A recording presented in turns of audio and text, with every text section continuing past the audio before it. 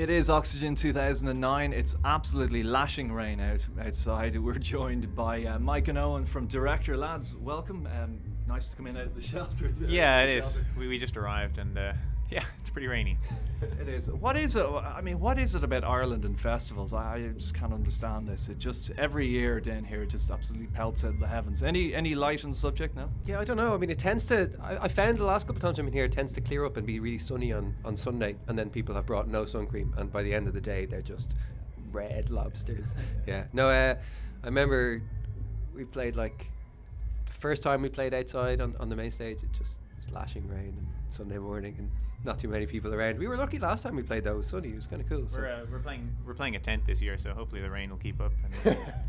A lot has changed though, because I didn't actually bring you in here to talk about the weather, just in case you were wondering. A lot has changed since you've got 2 albums out now. I Wait for Sound is the current album.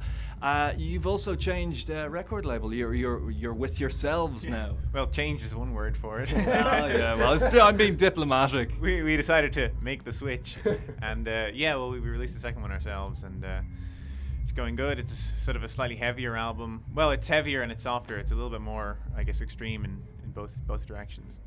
And we're sort of enjoying the gigs. The songs are great to play live. Owen, got any? Yeah, I mean, it's kind of,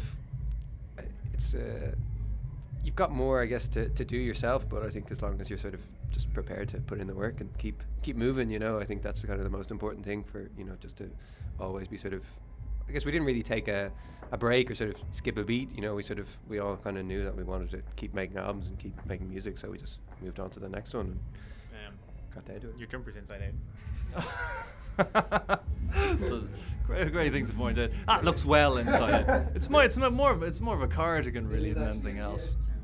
You knew that though anyway. So it's weird. I think there's sort of there's a weird kind of kudos that goes along with being independent. And when we were on a major, people were like, you're in a major, that's great, but secretly, yeah, we don't like that, And I guess this time around, people are kind of like, oh, yeah, it's kind of cool. You get a bit more goodwill, I think, when you're, say a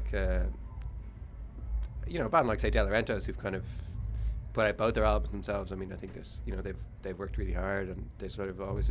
I always feel there's like a tremendous amount of goodwill sort of towards them in the community, because people kind of see you're kind of doing it yourself. And I think this time around it's great. I guess we weren't sure, after the first one, you do a lot of interviews and stuff like that, and not entirely sure whether the people who are talking to you are being forced to talk to you, that kind of way. And then, but this time everyone's just been talking to us again, and seems to really like the album. So it's kind of it's nice.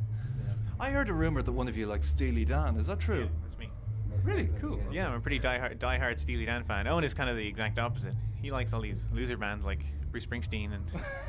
Isn't that right, Owen? Yeah, that's right. Shay actually likes Steely Dan as well, and the two of them every rehearsal just sort of jam away on these horrible jazz odysseys that I just can't stand. So I think it's in a kind of a weird way.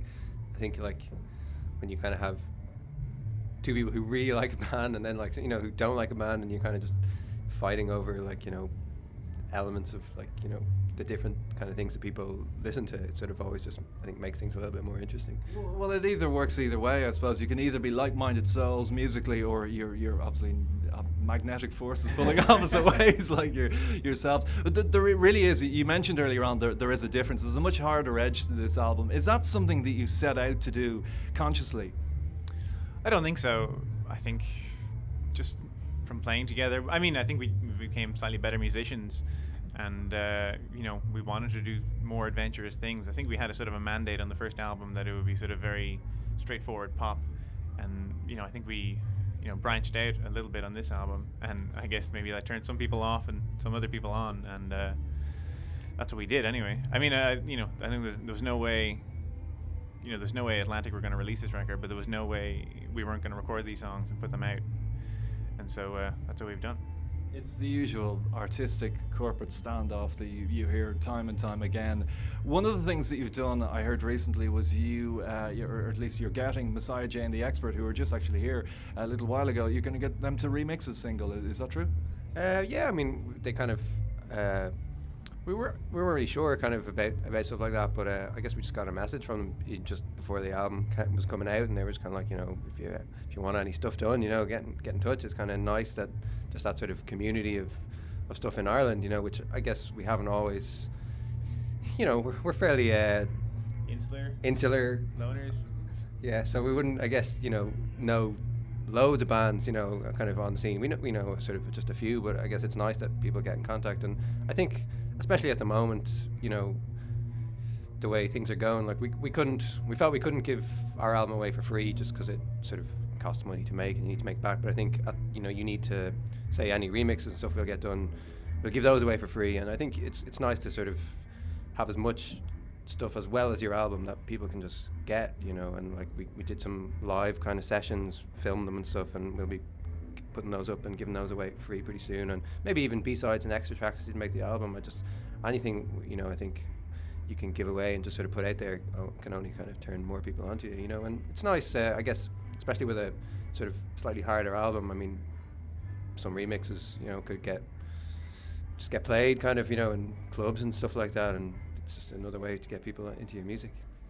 Well, Mike, Owen, thanks a million for dropping in. We're looking forward to seeing you guys play later on. Great, thanks.